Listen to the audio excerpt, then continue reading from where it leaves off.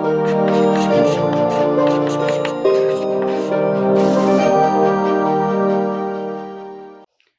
दोस्तों, हम लोग बात कर रहे थे अपने जो पहला परिचयात्मक चैप्टर है उसी का इंट्रोडक्टरी चैप्टर है, जिसमें कौन कौन से चार मेन सेक्टर्स हैं जिसको हम लोग macro economic point of view से देख सकते हैं। तो उसमें पहला आता था हमारा प्राइवेट कैपिटलिस्ट सेक्टर, जिसको हम लोग बोलते हैं निजी पूंजीवादी क्षेत्रक। दूसरा आ जाता था हमारे हाउस होल्ड्स, परिवार है, उनको मिलाकर के बोल सकते हैं पारिवारिक क्षेत्रक। तीसरा हमारा आ जाता था गवर्नमेंट, जो रिप्रेजेंट करती है किसको, जो भी हमारी राज्य है उसको, स्टेट, है ना। और चौथा जो हमारा आ जाता था वो आ जाता था हमारा इंपोर्ट एक्सपोर्ट यानी कि बाह्य क्षेत्रक। अब इन्हीं सारे सेक्टर्स को हम लोग एक एक करके थोड़ा डिटेल में देखेंगे, ठीक है। तो चलिए स्टार्ट करते हैं सबसे पहले हमारे सरकार से। क्यों सरकार से स्टार्ट कर रहे हैं? आप कहोगे इससे क्यों नहीं स्टार्ट कर रहे हैं? तो इससे यार इसलिए नहीं स्टार्ट कर रहे हैं, इसी की तो हम लोगों ने बात की है जब मैंने आपको बताया था कि कैपिटलिस्ट क्या होता है। इस वीडियो से पिछले वाला वीडियो था, उससे भी जो पहले वाला वीडियो था, तो सेकंड लास्ट वीडियो में कैरेक्टरिस्टिक्स बताई थी किसकी, किसी पूंजीवादी जो लोग काम कर रहे हैं किस तरह से, किसी कैपिटलिस्ट एंटरप्राइज की बात की थी, है ना। जहां पे मैंने आपको बताया था कि एंटरप्रेन्योर कौन होता है, ठीक है, कैपिटलिज्म क्या होता है, कैपिटलिस्ट कौन होता है, एंटरप्राइज क्या होती है, फिर उसमें कौन कौन से फैक्टर्स होते हैं, क्या क्या कैरेक्टरिस्टिक्स होती है, ये सारी बात की थी। तो ये तो हम लोग ऑलरेडी डिस्कस कर ही चुके हैं।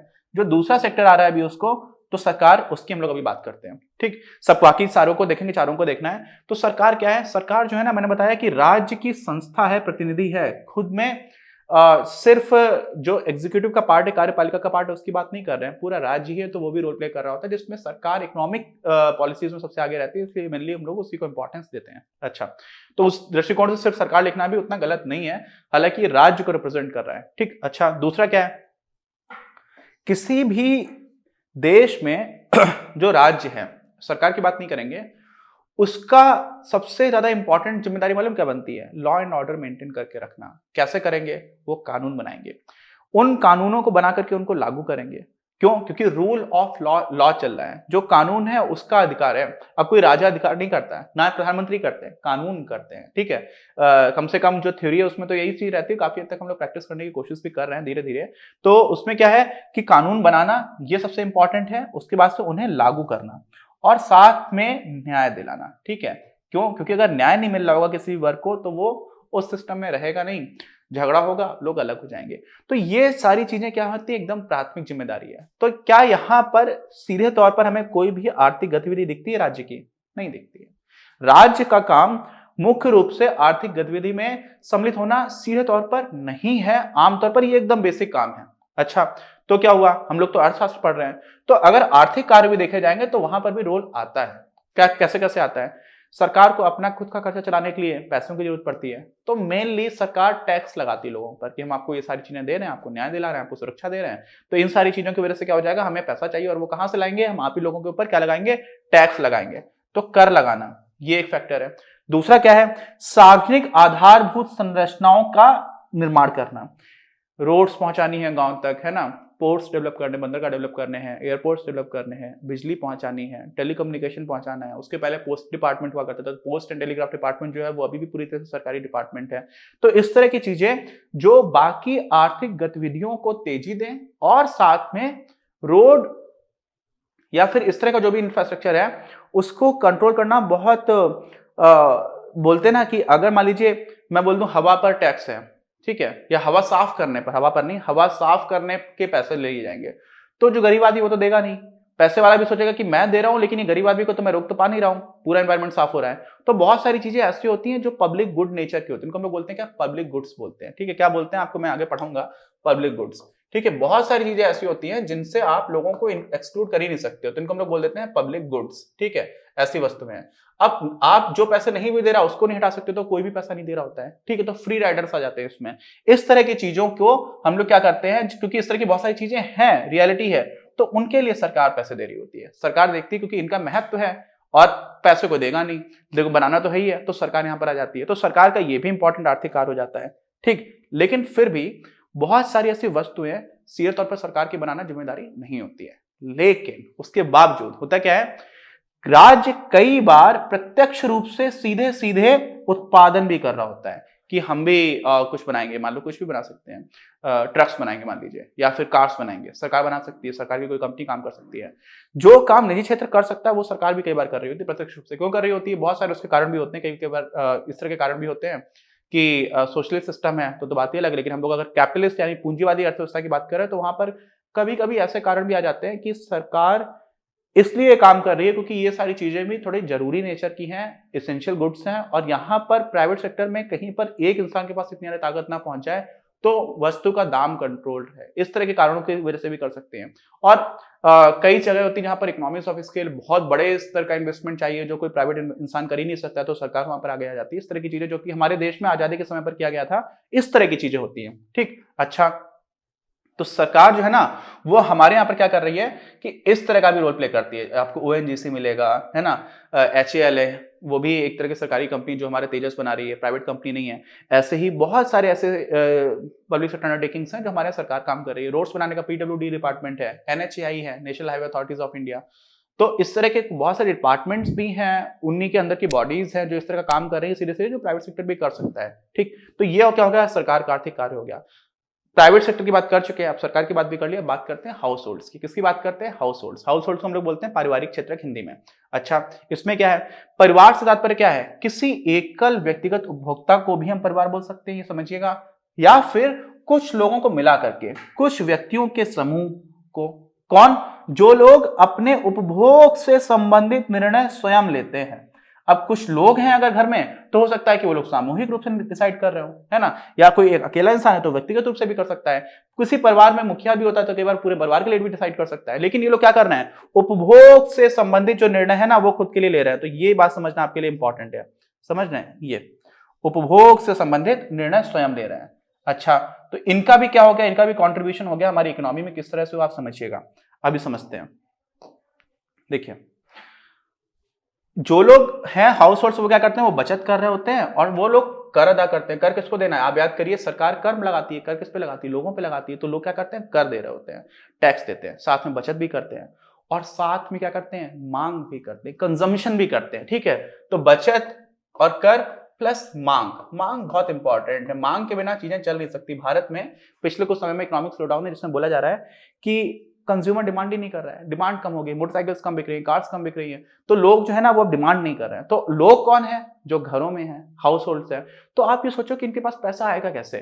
भाई इनको सामान कंज्यूम भी करना है, मांग करनी है, इनको बचत भी करनी है ना, इनको पैसे सेव भी करने हैं, टैक्स भी देना है, तो पैसा कहां से आएगा? ये लोग कुछ अलग थोड़े ही हैं, ये वही लोग हैं जो हमारे यहाँ पर कॉर्पोरेट सेक्टर में काम कर रहे हैं। ये वही लोग हैं जो हमारा जो प्राइवेट कैपिटलिस्ट सेक्टर है, निजी पूंजीवादी क्षेत्र, उसमें काम कर रहे हैं, या फिर सरकारी विभागों में काम कर रहे हैं। तो ये लोग कौन है, समझिएगा, जो परिवार है ना, इसके लिए उन्हें पैसे कहां से मिलते हैं, ये क्वेश्चन उठा। तो इसका उत्तर क्या आया कि परिवार अंततः लोगों से ही तो मिलकर के बना हुआ है। ठीक है, अंततः क्या है, लोगों से मिलकर ही बना हुआ है। और लोग क्या करते हैं, जो लोग है ना वो आपके फर्मों में श्रमिकों के रूप में काम करते हैं, जिसके बदले उनको मजदूरी मिलती है। ठीक है, ठीक, वेज मिलती है, इसको इंग्लिश में बोल देते हैं वेज।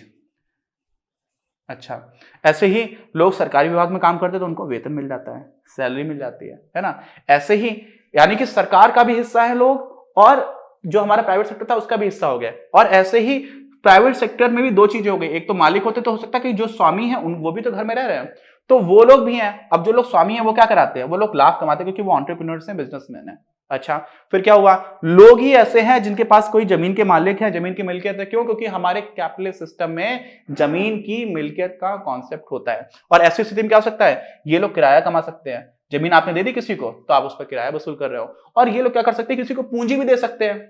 मैं आपको लोन दे रहा हूं तो आपको पैसे की जरूरत है, मैंने आपको पैसे दिए तो वो एक तरह की पूंजी दे दी आपको, तो उस पर मैं क्या कमा सकता हूं, ब्याज कमा सकता हूं। ठीक, तो ये लोग यहां से पैसे लेकर के आ रहे हैं। ठीक, इतनी सारी मजदूरी है, वेतन है, ब्याज है, किराया है ना, और आपका लाभ है, प्रॉफिट है, ये सारी चीजें हो गई। तो ये लोगों के पास पैसा आ गया। और सबसे ज्यादा इंपॉर्टेंट बात जो मैंने आपको बताई थी कि अगर फर्मों के उत्पादों की जिस बाजार में बिक्री होती है ना, बिक्री तब होगी जब वहां पर मांग होगी। और मांग किसके द्वारा होती है, परिवारों के द्वारा मांग होती है। तो हाउस होल्ड सेक्टर इस वाले एंगल से बहुत इंपॉर्टेंट है। अगर demand coming from the house hold है ही नहीं, कम होती जा रही है, तो अर्थव्यवस्था नीचे जाएगी। अच्छा, फिर क्या हुआ, के बिना कार्य कर ही नहीं सकता। ये एकदम नेसेसरी कंडीशन, ये नहीं होगा तो चल नहीं पाएगा। जो हमारे कैपिटलिस्ट सिस्टम है वहां पर डिमांड नहीं है तो फिर आप किसको सप्लाई क्या करोगे, बनाओगे क्या, कोई खरीदने वाला नहीं है, और खरीदने वाला नहीं है तो पैसे मिलेंगे नहीं, पैसे नहीं मिलेंगे, आपका उद्देश्य था प्रॉफिट मोटिव, लाभ कमाना, लाभ उद्देश्य ही पूरा नहीं हो पाएगा। तो ये बहुत ज्यादा इंपॉर्टेंट हो जाता है। ठीक, अच्छा, तो अभी तक हम लोगों ने क्या क्या बात कर ली है, हम लोगों ने सबसे पहले बात की थी अपने प्राइवेट सेक्टर की, ठीक है, जो हम लोगों ने कभी डायरेक्टली एक्सप्लिसिटली नहीं बोला, एक्सप्लिसिटली का मतलब होता है स्पष्ट रूप से, लेकिन हम लोगों ने प्राइवेट कैपिटलिस्ट सेक्टर की बात की, फिर हम लोगों ने सरकार की बात कर ली, और फिर हम लोगों ने किसकी बात कर ली, परिवार की। ठीक है, ये हो गया, फिर हमारी सरकार हो गई थी, फिर हो गए थे हमारे परिवार। लेकिन आप समझिए कि अभी जो भी आधुनिक अर्थव्यवस्था है ना, उसमें क्या क्या, ये घरेलू अर्थव्यवस्था बना रहे हैं। क्या मिलकर के बना रहे हैं, ये तीनों ही जो है वो मिलकर के बना रहे हैं घरेलू अर्थव्यवस्था। ठीक, घरेलू मतलब डोमेस्टिक इकोनॉमी। अब इसी में विश्व से भी तो लेना देना है भाई, हमारा आपस में काम थोड़ी चल जा रहा है, हम एकदम आइसोलेशन में अलग थोड़ी रह रहे हैं कि हमारा नॉर्थ कोरिया का भी ऐसा नहीं चलता, लेकिन नॉर्थ कोरिया भी नहीं है, हम तो पूरी दुनिया के साथ मिलजुल के रह रहे हैं, हमारा काफी ट्रेड होता है। तो विश्व के सारे देश जो है ना, उनके साथ हम व्यापार करते हैं, तो हमारा व्यापार हो जा रहा है बाहर के लोगों के साथ, इसलिए बाहर वाला जो सेक्टर है उसको हम लोग क्या बोल देते हैं, एक्सटर्नल सेक्टर, वो भी बहुत इंपॉर्टेंट है। तो ये जो बाहर का क्षेत्र आता है इसी को हम लोग बोलते हैं बाह्य क्षेत्र, और कई बार बाह्य क्षेत्र को हिंदी में क्षेत्रक भी लिख देते हैं, एक्सटर्नल सेक्टर। ठीक है, तो ये क्या हो जाता है, बाह्य क्षेत्रक, ऐसा समझ लीजिए, ये आपका हो गया। अब क्या हुआ, बाह्य क्षेत्र का मतलब क्या है, इसमें देखो दो चीजें हैं, सबको पता है, जो चीजें आप अपने यहां से बाहर बेच रहे होते हैं, जब कोई देश अपनी घरेलू वस्तु विश्व के अन्य देशों में बेचते हैं, यहां से बाहर जा रहा है तो निर्यात। बहुत आसान याद रखना, जो आया वो आयात। ठीक है, उसको इंग्लिश में क्या बोल देते हैं, इसको बोल देते हैं लोग एक्सपोर्ट्स। ठीक है, यहाँ पे लिखा भी है एक्सटर्नल, ये तो एक्सटर्नल नहीं है, यहाँ पर एक्सपोर्ट्स, सॉरी वो तो एक्सटर्नल बाह्य क्षेत्र के लिखा हुआ है। और ये क्या हो जाता है आपका आयात, जो आया मतलब इंपोर्ट्स, इंग्लिश में लिख देते हैं, जो चीज आपने बाहर से खरीद ली, बस इतनी सी चीज है, जब कोई देश विश्व के अन्य देशों से कोई वस्तु खरीदता है। अच्छा, तो ये हमारा इंपोर्ट एक्सपोर्ट हो गया, ये बाह्य सेक्टर हो गया। अब ध्यान रखने की बात इसमें ये कि आयात और निर्यात को छोड़ करके भी कई बार ऐसा होता है कि बाहर के देश में फर्क पड़ता है। बाहर से सिर्फ वस्तुएं नहीं खरीदते हो आप, बाहर से आप सर्विसेज भी खरीदते हो, तो वस्तुएं सर्विसेज दोनों को मिला करके हम इंपोर्ट एक्सपोर्ट बोलते हैं। तो फिर क्या, इसको छोड़कर के क्या फर्क डाल सकता है, इसको छोड़कर के फर्क डाल सकता है, आप बाहर से पूंजी भी लेते हो, तो क्या आता है हमारे यहां पर आती है FDI, फॉरेन डायरेक्ट इन्वेस्टमेंट। ठीक है, सीधे तौर पर जो पूंजी आ रही है विदेश से, ऐसे ही आता है हमारे यहाँ पर फॉरेन इंस्टीट्यूशनल इन्वेस्टर्स होते हैं, तो FIIs भी पैसा जमा कर रहे होते हैं, ये लोग मेनली स्टॉक एक्सचेंज में करते हैं, तो ये उतना अच्छा नहीं माना जाता है किसी अर्थव्यवस्था के लिए। ये किसी अर्थव्यवस्था को तेजी और गति दे सकता है, क्योंकि ये लोग लंबे टर्म के लिए डायरेक्टली इन्वेस्ट कर रहे होते हैं। ठीक, तो FDI भी कहां से आती है, फॉरेन डायरेक्ट इन्वेस्टमेंट है, बाहर से आ रही है ना, तो बाहर से फर्क पड़ रहा है कि नहीं पड़ रहा है। ऐसे हो सकता है कि आपने किसी दूसरे देश में निवेश किया, आपके देश के लोगों ने किसी दूसरे देश में निवेश किया, है ना, जैसे हमारी फ्लिपकार्ट अभी कंपनीज है सिंगापुर में रजिस्टर्ड है, ऐसी बहुत सारी कंपनीज जो इंडिया में रजिस्टर्ड नहीं, इंडिया में काम कर रही है, तो हमारे यहाँ के ही लोगों ने कंपनी बनाई लेकिन बाहर काम कर रहे हैं। और ऐसे इंडियन इंडिविजुअल्स भी हैं जो अमेरिकन स्टॉक एक्सचेंज में मान लीजिए इन्वेस्ट कर रहे हैं। अलग अलग तरीके होते हैं उसमें, डायरेक्टली कई बार आप इन्वेस्ट नहीं कर सकते हो, से जर्नी, लेकिन कुछ और तरीके भी उसके रहते हैं, वो अलग बात करूंगा। अभी आप समझ लीजिए कि इन सारी चीजों से भी क्या हो रहा है, आर्थिक रूप से प्रभाव तो पड़ ही रहा है ना। तो ये क्या हो गया, डायरेक्टली सिर्फ इंपोर्ट एक्सपोर्ट तक लिमिटेड मत रखिएगा एक्सटर्नल सेक्टर को, जब है तो वो ध्यान रखिएगा, पूंजी को भी आयात और निर्यात किया जा सकता है। ऐसे ही किसी देश की अर्थव्यवस्था में विदेशी पूंजी, जो मैंने अभी आपको बताया, का भी प्रभाव हो सकता है, और साथ ही कोई देश किसी और देश में पूंजी का निर्यात भी कर सकता है। ठीक है, लेकिन यहां पर एक और चीज समझिए, जो उतना तौर पर सीधे तौर पर नहीं माना जाता, लेकिन ऐसे तो बहुत सारे इंडियंस है जो अमेरिका में बहुत अच्छी पोजीशंस पर हैं, बहुत सारा काम कर रहे हैं, बहुत सारे बाहर के लोग भी जो इंडिया में आते हैं, इंडिया में खासतौर से नेपाल और भूटान से बहुत लोग आते हैं, तो वो भी हमारी इकोनॉमी में आकर काम कर रहे हैं। तो लोगों का भी फर्क पड़ता है, ऐसा नहीं कि लोगों का नहीं पड़ता, हालांकि लोग वहीं के सिटीजन हैं। तो हम देश की अगर बात करेंगे तो दो चीजें होती है, एक होता है आपका GDP, ठीक है, ग्रॉस डोमेस्टिक प्रोडक्ट, और एक होता है आपका GNP, ग्रॉस नेशनल प्रोडक्ट।